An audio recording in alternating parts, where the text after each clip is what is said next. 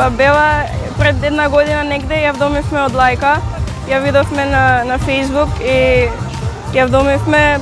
Од тогаш многу сум срекна, убаво, многу мирно куќе, била напуштена, била изгледа и малтретирана, многу се плаши од куќиња и од луѓе и треба малце време да се стекне доверба со луѓе посебно.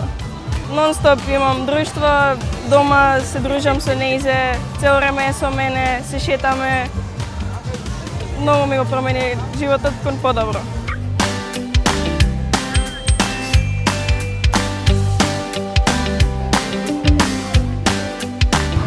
Ова е Мона, иначе има година и 5-6 месеци.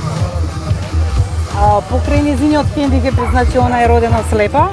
Одлично се снаоѓа, значи дома во домашни услови, значи немаме никаков проблем.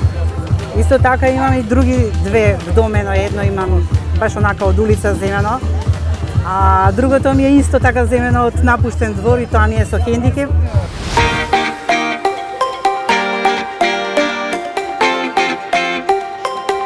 Слушайте ми са, она ме ќе гледаш, ќе се расправаме, ќе ме слушаш ли?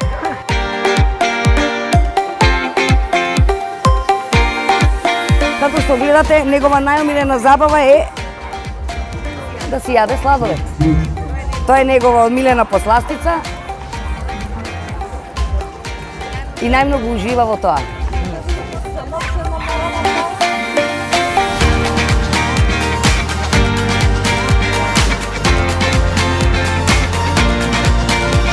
Миланичињата со хендикеп имаат поголема потреба да бидат домани, бидејќи често се занемарувани поради хендикепот.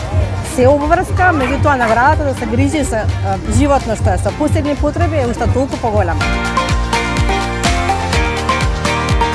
Ке са во онај процес, кој кого спасува? Човек од куќето или куќето човек? Па ја мислам дека заедно се спасуваме и заедно сме многу важни. И ние сме тргнале еволуцијски уште пред милиони години, илјадници години, а не милиони години, кога сме го селектирале куќето од волкот.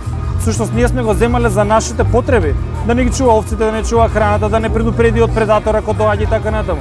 И ние со текот на времето, затоа нас не куќето најдобриот пријател, он не е најдобар пријател. Па зашто ние на улица? Зашто го размножуваме несоодветно? Зашто не се грижиме за тие единки секој да има за нашиот најдобар пријател? Јас за пријателите се грижам убаво. Најдобрите пријатели не се купуваат. Тие се вдомуваат, а среќата е таа нема раса. Се движи на 4 нозе, односно има 4 шепи и секако помага на подобрување на менталното здравје.